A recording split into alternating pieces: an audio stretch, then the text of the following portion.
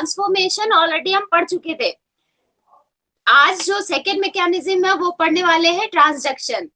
Main difference क्या है, transformation में था किसी मीडिया की जरूरत नहीं पड़ती थी, मतलब किसी मीडिएटर की जरूरत नहीं पड़ती थी, लेकिन यहाँ पर क्या है कि ट्रांजैक्शन जब भी होता है तो उसके लिए स्पेसिफिक है कि वो हमेशा किसके थ्रू होगा, फाज पार्टिकल्स के थ्रू होगा। फाज मतलब बैक्टीरियोफाज है, जो बैक्टीरिया ईटर्स है, ऑलरेडी आप पढ़ चुके हो, जिसमें लेटिक साइकिल और लाइसोजेनिक साइकिल, ठीक है। तो वो जो बैक्टीरियोफाजेस होते हैं उनके थ्रू ट्रांजैक्शन होता है, ठीक है। एक तो मेन ये बात है, ऑलवेज जब भी ये जो ट्रांजैक्शन का प्रोसेस है वो होगा तो पहले वो ऑलवेज ऐसे बैक्टीरिया में होगा जिनमें लाइसोजेनिक साइकिल चल रहा होगा। एक ये दूसरा इंपॉर्टेंट पॉइंट है। अगर डिस्कवरी की बात करें तो बहुत फेमस साइंटिस्ट थे जेंडर एंड लिडरबर्ग। इन्होंने 1952 में अपने एक एक्सपेरिमेंट के थ्रू बताया कि जेनेटिक रिकॉम्बिनेशन का जो फिनोमिना है वो बैक्टीरिया में एक प्रोसेस के थ्रू होता है जो ट्रांसफॉर्मेशन से फर्क है। एक्सपेरिमेंट क्या किया था, यानी कि ट्रांसडक्शन की जब भी बात करेंगे, जैसे कि ट्रांसफॉर्मेशन के लिए ग्रिफिथ का नाम आता है, वैसे ही ट्रांसडक्शन के लिए किसका नाम आया, जेंडर एंड लिडरबर्ग का, ठीक है। इन्होंने एक्सपेरिमेंट में क्या किया था, एक यू शेप की ट्यूब ले ली थी, ठीक है, ग्लास की ट्यूब थी। सेंटर में, इस ट्यूब के सेंटर में एक फिल्टर लगा रखा था। वो फिल्टर का काम क्या था, वो बैक्टीरिया प्रूफ था। दैट मीन्स कि जो भी मीडिया इसकी आर्म्स में, ये जो यू ट्यूब थी उसकी आर्म्स में जो भी मीडिया रखा होगा, ठीक है, या जो भी अगर मीडिया में बैक्टीरिया है तो वो इसको क्रॉस नहीं कर सकता, राइट। जबकि ये जो फिल्टर लगा हुआ था वो बैक्टीरियोफाजस के लिए मतलब कि केपेबल थे कि वो मतलब कि एक तरफ से दूसरी आर्म में जा सकते थे, ठीक है। तो पास ऑन कौन होना, किसको होना था, केवल और केवल बैक्टीरियोफाजस को, जबकि जो बैक्टीरिया थे वो इसमें से पास नहीं हो सकते थे। इस तरह का ये फिल्टर यूज किया हुआ था। पता नहीं कितना विजिबल है ये वाला, दिस वन, ठीक है। ये फिल्टर बैक्टीरिया प्रूफ फिल्टर था, ठीक। काम इन्होंने किस पर किया था, एक बैक्टीरियल स्पीशीज आती है, बैक्टीरियल स्ट्रेन आता है साल्मोनेला का, ठीक है। साल्मोनेला एक बैक्टीरिया है, हाँ जी जी वही टाइफाइड वाला, ठीक। तो उस पर ये अपना एक्सपेरिमेंट कर रहे थे, ठीक। टाइफी एग्जैक्टली वो ही स्पीशीज थी कि नहीं इसका कंफर्मेशन नहीं है, बट साल्मोनेला पर इन्होंने अपना एक्सपेरिमेंट किया था, ठीक। तो इसी के दो स्ट्रेन लिए, एक स्ट्रेन ए, एक स्ट्रेन बी, लेकिन इसके साथ में इन्होंने कंडीशन क्या लगा दी थी कि ये दोनों ही स्ट्रेन ऑक्सोट्रॉफ्स थे। अब समस्या आती है कि ऑक्सोट्रॉफ्स होता क्या है, पहले ये समझ लेते हैं, है ना। ऑक्सोट्रॉफ देखिए दो टर्म आते हैं, एक आता है ऑक्सोट्रॉफ, एक आता है प्रोटोट्रॉफ्स। आपको ये मालूम है बैक्टीरिया की ग्रोथ के लिए जो मीडिया होता है उसमें मिनिमल मीडियम नाम आता है। मिनिमल मीडियम दैट मीन्स कि वो न्यूट्रिशन से रिच है, या ये सिंपल कहे कि ऐसे बैक्टीरिया, राइट, ऐसे बैक्टीरिया जो मिनिमल मीडियम में ग्रो कर सकते हैं, इजिली ग्रो कर सकते हैं, उनको बाहर से हमें कुछ आर्टिफिशियली कुछ प्रोवाइड करने की, कोई भी किसी तरह का न्यूट्रिशन प्रोवाइड करने की आवश्यकता नहीं रहती। तो ऐसे जितने भी बैक्टीरियाज होंगे उनको कहा जाएगा प्रोटोट्रॉफ्स, ठीक है। जबकि ऑक्सोट्रॉफ्स क्या होते हैं, these are the deficient strains. Deficient strains का मतलब क्या हुआ कि इनको अपनी ग्रोथ करने के लिए हमेशा कोई ना कोई न्यूट्रिशन इनमें उसकी कमी होती है, जो कि हमें आर्टिफिशियली मीडिया में प्रोवाइड कराना पड़ता है। फिर से समझो, जैसे कि मैंने बैक्टीरियल कल्चर बताया था तो उसमें ये कहा था कि मीडियम होता है, ठीक है, जिसमें बैक्टीरिया को ग्रो कराते हैं, राइट। तो वो जो मीडियम है, जाहिर सी बात है उसमें सारे के सारे न्यूट्रिशंस होंगे। प्रियांशी कुछ पूछ रहे हो क्या, अभी लेंगे बाद में क्वेरीज, ठीक है, अगर कुछ डाउट है तो बाद में एक साथ लेंगे। तो ऐसे बैक्टीरिया जो कि डेफिशिएंट स्ट्रेन है, यानी कि आर्टिफिशियली हमें उन्हें कुछ ना कुछ खाना पीना देना पड़ता है, न्यूट्रिशंस देने पड़ते हैं उस मीडिया में, तभी वो उनकी ग्रोथ हो पाती है। तो ऐसे डेफिशिएंट स्ट्रेन्स कहलाते हैं ऑक्सोट्रॉफ्स, राइट। और इन्होंने क्या किया था, जेंडर एंड लिडरबर्ग ने अपने एक्सपेरिमेंट में क्या किया था, साल्मोनेला के दोनों ही जो स्ट्रेन्स लिए थे वो कैसे थे, ऑक्सोट्रॉफ्स थे। ऑक्सोट्रॉफ इन द सेंस कि इस वाले बैक्टीरिया, मतलब कि जो स्ट्रेन ए था उसको ट्रिप्टोफैन प्रोवाइड कराना पड़ता था, ठीक है। या उसमें इस मीडिया में ये जो इस आर्म में मतलब कि जिधर स्ट्रेन ए लिया था उस आर्म में इन्होंने मीडियम में ट्रिप्टोफैन प्रोवाइड कराया, जबकि जो स्ट्रेन बी था वो जिस आर्म में लिया था वहां पर उन्होंने हिस्टिडीन प्रोवाइड कराया। हिस्टिडीन और ट्रिप्टोफैन बेसिकली अमीनो एसिड्स हैं, ठीक है, एसेंशियल अमीनो एसिड्स में आते हैं वो है। तो अभी इससे ये हमें पता चला क्योंकि इसको प्रोवाइड करा रहे थे, आर्टिफिशियली प्रोवाइड करा रहे थे, दैट मींस ये खुद ही में इंडिकेट कर रहा है कि जब तक कि इसको हिस्टिडीन और इसको ट्रिप्टोफैन नहीं प्रोवाइड किया जाएगा तो तब तक कि बैक्टीरिया की ग्रोथ प्रॉपरली नहीं हो पाएगी, या बैक्टीरिया जो मल्टीप्लाई करके अपने नंबर्स बढ़ा रहा था, डॉटर सेल्स बना रहा था, वो नहीं कर पाएगा, ठीक है।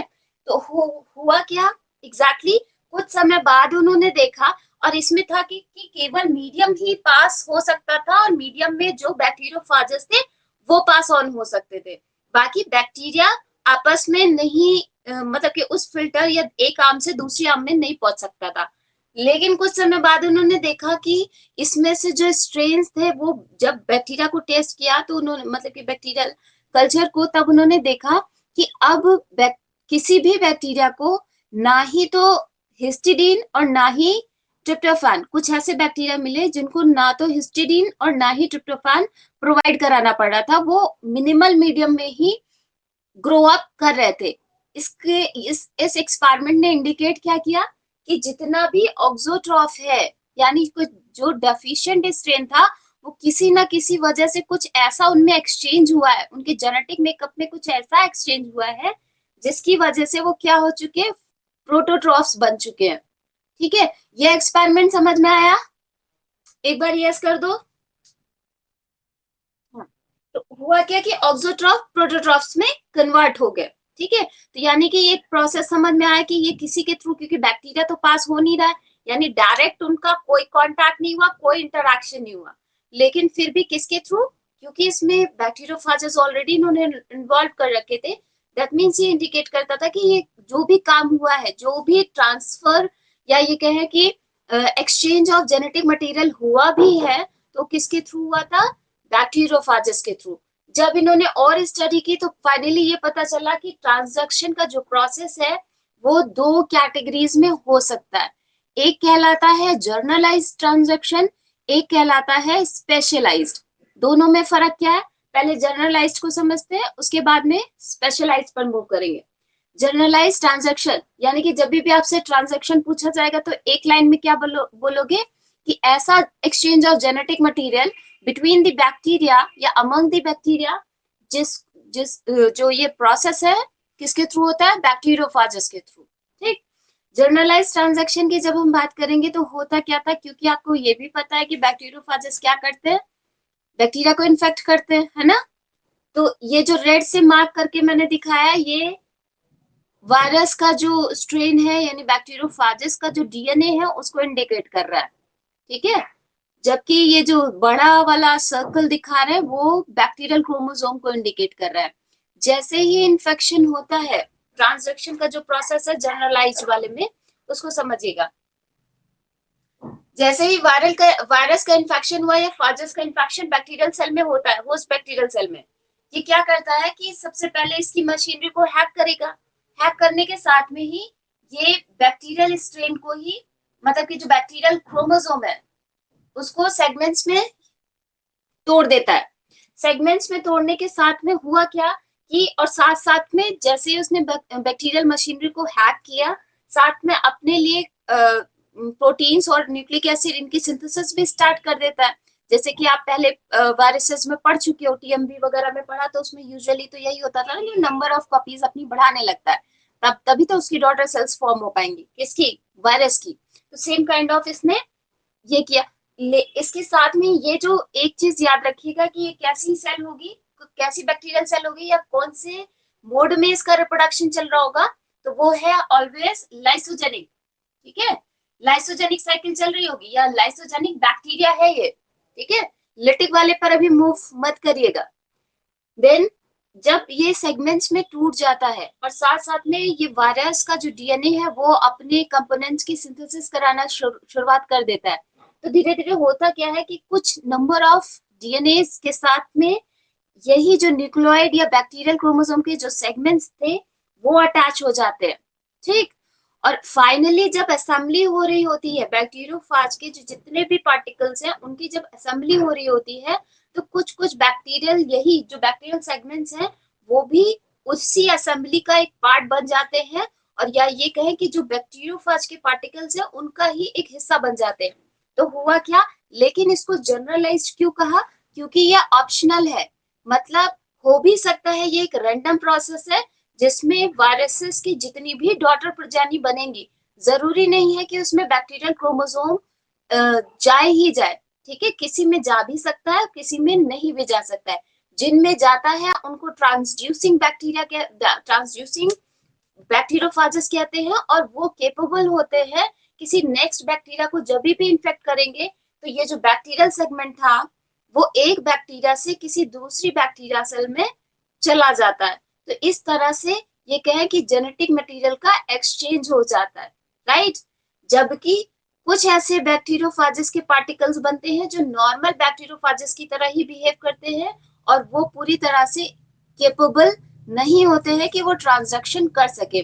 जब भी लाइसोजेनिक साइकिल का टाइम पीरियड खत्म होता है तो वापस लिटिक साइकिल में मतलब एंटर करती है बैक्टीरियल सेल, और उसके साथ में ही दो ऑप्शन बैक्टीरियोफाजेस के पास आ सकते हैं। यहाँ पर देख सकते हो कि जितने भी कंपोनेंट्स बने थे तो उसमें कुछ कुछ डीएनए ऐसे हैं जहां पर ये बैक्टीरियल, मैंने दो अलग अलग कलर से इसीलिए लगाया हुआ है कि किसी किसी बैक्टीरियोफाजेस के जो कंपोनेंट्स बन रहे हैं उनमें डीएनए के साथ लगा हुआ है, ठीक है। तो जिनमें लगा हुआ था वायरल डीएनए और बैक्टीरियल डीएनए साथ साथ में, तो वो ट्रांसड्यूसिंग फाजेस कहलाते हैं, या ऐसे बैक्टीरियोफाजेस है जो केपेबल होते हैं ट्रांसडक्शन में, ठीक है। और कुछ जो होंगे वो नॉर्मल होते हैं, यानी कि जिनमें ट्रांजैक्शन की कैपेबिलिटी नहीं है, वो किसी भी बैक्टीरिया को करेंगे तो वहां पे जेनेटिक मटेरियल का एक्सचेंज ये जो हो रहा था वो नहीं होगा, ठीक है। ये ट्रांजैक्शन जर्नलाइज्ड इसीलिए कहलाता है कि जो कॉमनली हो भी सकता है और नहीं भी हो सकता है। स्पेशलाइज्ड में क्या होगा, यहीं पे बताओ, पहले ये बताओ, ये बात समझ में आई, रब कर सकते हैं इसे। हाँ, अगर किसी को कुछ पूछना हो तो बताओ, नहीं तो फिर आगे जर्नलाइज मतलब कि स्पेशलाइज्ड की तरफ बढ़ते हैं। हाँ जी।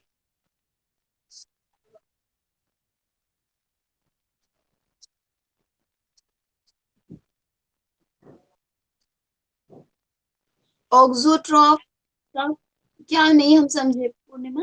ये वाले एक्सपेरिमेंट से रिलेटेड है, इसको रब नहीं करूंगी, अभी बाद में देख लेंगे, ठीक है, अगर इस एक्सपेरिमेंट से रिलेटेड है। हाँ हाँ ठीक है, तो उसको अभी हम बाद में देख लेंगे। हम स्पेशलाइज्ड समझ लो साथ साथ में कि हो क्या रहा है, ठीक है। इसमें क्या होता है, स्पेशलाइज्ड वाले की जब हम बात करते हैं सेम ही रहेगा, ठीक। लेकिन यहाँ पर क्या होता है कि पहले ही जैसे बैक्टीरियोफाज का जो वायरल डीएनए है जैसे एंटर करता है वो साथ में एंटर करने के ही इंटीग्रेट हो जाता है, बैक्टीरियल क्रोमोसोम के साथ इंटीग्रेट हो जाता है, ठीक है, यहाँ पर, राइट। इस इंटीग्रेशन के बाद में हुआ क्या कि अब कुछ समय के बाद में यही जो वायरल डीएनए है वो इससे अलग होगा। अभी ये लाइसोजेनिक बैक्टीरिया, इसमें भी जो कंडीशन लगेगी वो लाइसोजेनिक बैक्टीरिया की ही होगी, ठीक।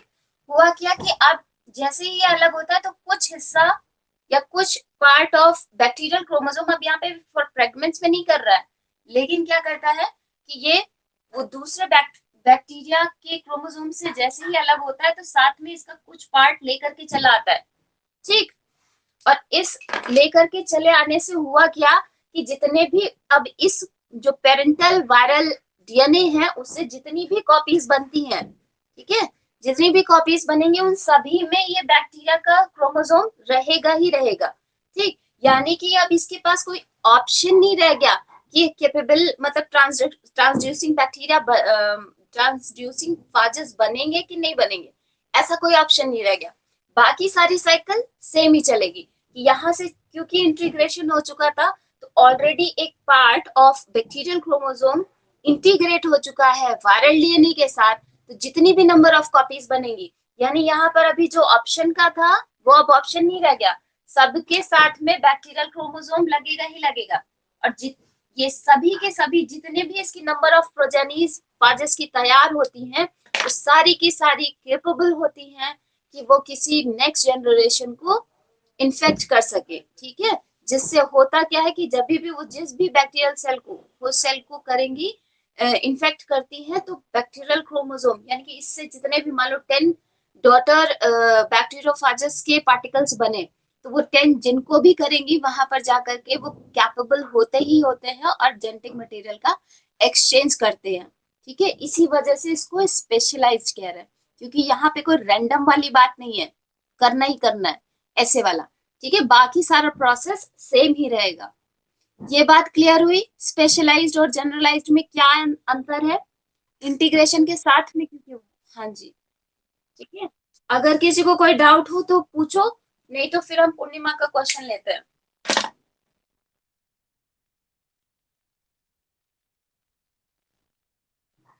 बैक्टीरिया से होगा